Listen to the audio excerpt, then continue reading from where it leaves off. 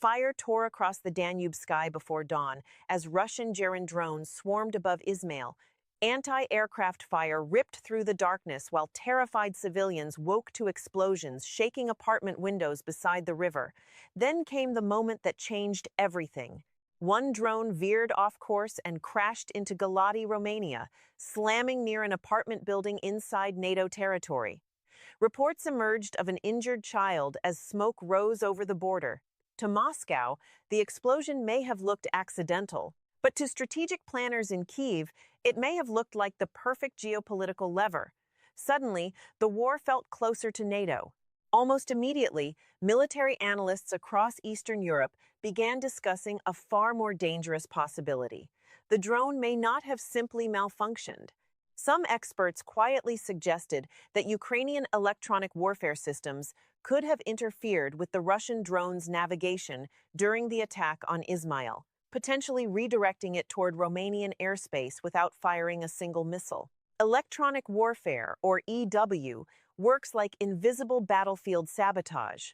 Instead of destroying drones physically, powerful jamming systems disrupt GPS signals, confuse onboard navigation, and flood targeting systems with false coordinates. A drone suddenly loses its digital sense of direction. It begins searching blindly for signal stability while drifting into unintended flight paths. According to several defense observers, Ukraine may have constructed what could be described as a digital shock wall above the Danube frontier, an electronic pressure corridor forcing Russian drones away from Ukrainian territory and dangerously close to NATO airspace.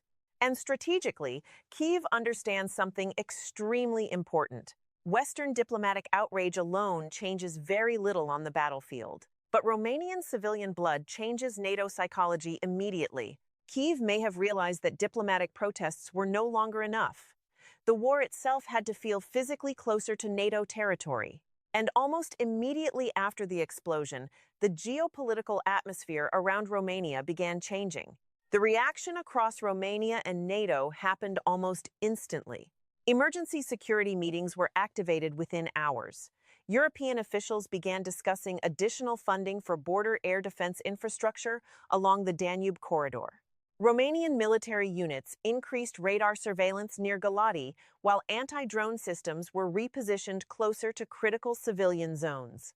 Reports quickly emerged about expanded coordination between Romanian command structures, NATO air monitoring networks, and Ukrainian battlefield intelligence. F-16 patrol activity intensified above the Black Sea frontier as the atmosphere shifted from concern to active military preparation. But beneath the headlines, something far more important may have been happening strategically. This was no longer simply about Romania defending its own territory. Ukraine may have been gaining strategic depth through NATO itself.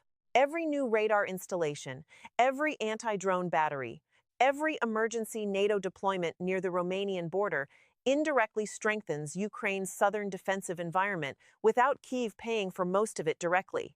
Patriot systems positioned deeper inside Romania could potentially help monitor and protect sections of southern Ukraine, the Danube export corridor, and even portions of the western Black Sea airspace from future Russian drone incursions. Ukraine may have achieved something once considered politically impossible, a de facto southern air shield funded almost entirely by NATO. And this creates a stunning strategic inversion. The harder Russia pushes military pressure near NATO borders, the more NATO infrastructure expands around Ukraine's vulnerable southern flank. Moscow launches attacks intended to exhaust Ukraine, yet each escalation risks generating even deeper Western military integration across the region. Suddenly, escalation itself may be becoming one of Kyiv's most valuable strategic weapons. In modern warfare, victories are no longer achieved only through battlefield breakthroughs. Sometimes the greatest victories come from transforming your enemy's aggression into strategic momentum for yourself. So tell me, do you think Ukraine is beginning to master the art of using Russia's own escalation against it geopolitically? As tensions escalated across the Danube frontier, another quiet but extremely important development began unfolding inside Romania. Authorities moved toward shutting down Russian consular operations in Constanța, the critical Black Sea port city sitting directly along NATO's southeastern flank. Publicly, the move appeared diplomatic, Strategically, it may have been far more significant, because the Russian consulate in Constanza was never simply a normal diplomatic office. For years, Western intelligence analysts suspected the facility also functioned as a surveillance node, an intelligence coordination platform, and a monitoring center for Black Sea military activity. From this location, Russian operatives could potentially observe NATO maritime movement, Danube commercial traffic, grain exports, military shipments, and logistical corridors connecting Romania to southern Ukraine. More importantly, Moscow likely used these networks to track sensitive cargo movement tied to Western military assistance, including ATAC-MS transfers, air defense components, fuel routes, and river-based supply chains feeding Ukraine's southern war effort. And that is where the strategic consequences become enormous. Without reliable intelligence visibility inside Romania's Black Sea infrastructure, Russia loses situational awareness across one of the most important logistical arteries supporting Ukraine's resistance. Every blind spot created inside the region increases operational uncertainty for Moscow while improving survivability for Ukrainian supply movement.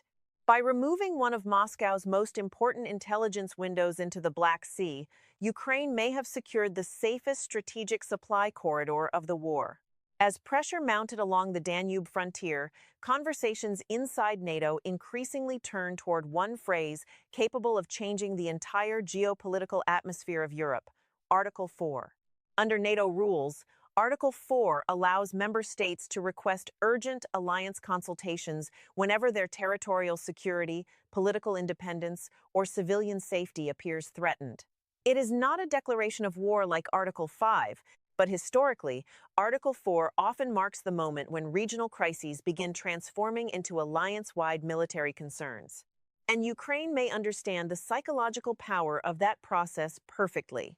Kyiv's broader strategic objective may no longer be limited to defending its southern ports alone. Instead, Ukraine could be seeking something much larger: the gradual integration of Romania into a joint Black Sea defense network operating alongside Ukrainian battlefield requirements. That possibility dramatically changes the military landscape.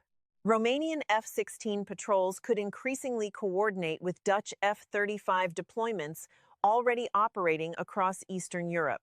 NATO AWACS surveillance aircraft may expand radar monitoring over the western Black Sea, while Romanian and Alliance air defense systems begin sharing targeting data in real time.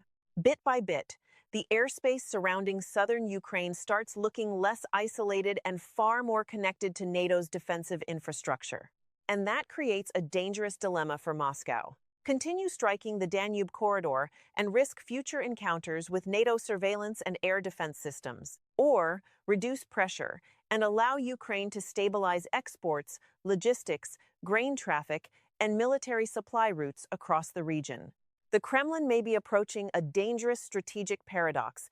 Every attack meant to pressure Ukraine may actually deepen NATO's military integration around the Black Sea, because this no longer feels like a distant regional conflict.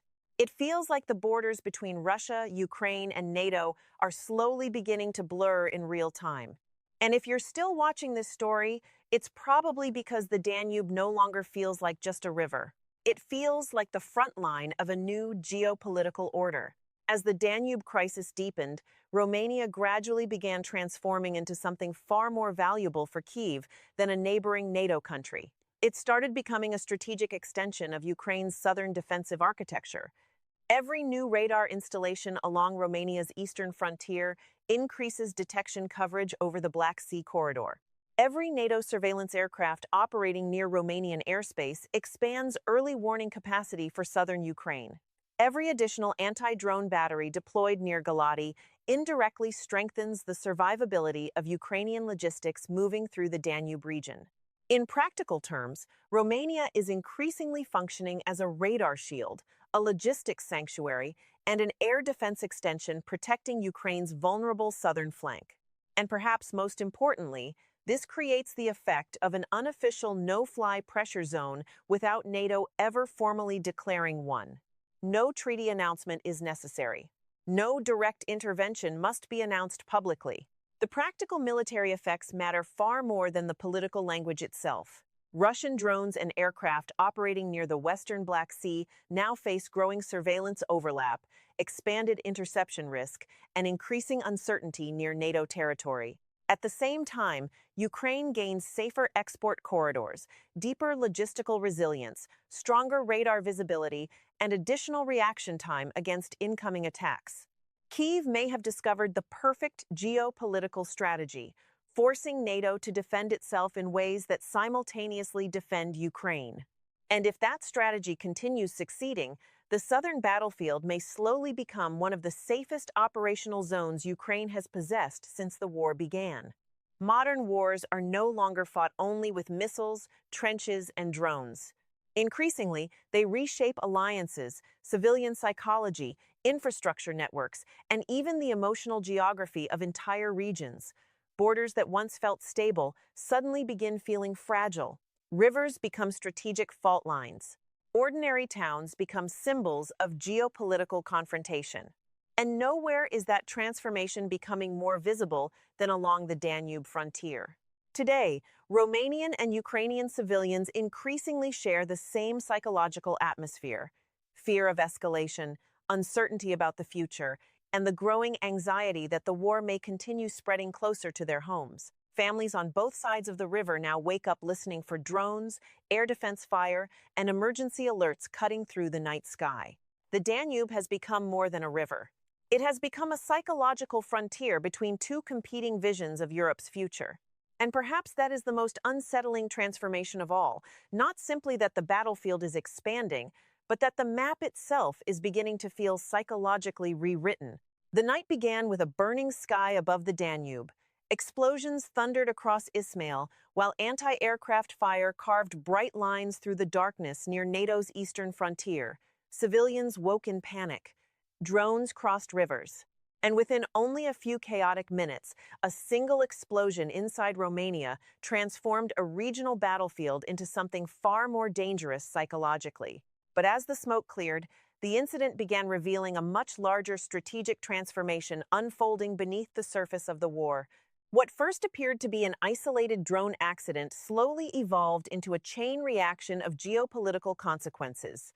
Electronic warfare theories surrounding the drone's flight path, emergency NATO coordination near Romania, expanding Patriot and radar coverage across the Black Sea frontier, intelligence disruption targeting Russian surveillance capacity, and growing military integration between Ukraine's southern logistics network and NATO's defensive infrastructure. And perhaps most importantly, the crisis exposed how modern wars are increasingly fought far beyond traditional battlefields. Ukraine is no longer fighting only with artillery, drones, or missiles. It may now be fighting with geography itself, with alliance psychology, with escalation management, with strategic timing. Kyiv may be learning that in modern geopolitical warfare, shaping the reaction can become just as important as surviving the attack itself. And if that calculation proves successful, the balance of power around the Black Sea may gradually begin shifting in ways Moscow never originally intended.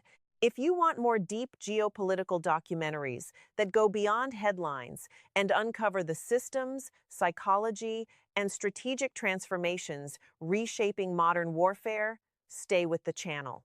Because the next phase of this conflict may not be decided only on battlefields. It may be decided by who learns to reshape the geopolitical map more effectively than anyone else. And on the burning shores of the Danube, that new map may already be taking shape.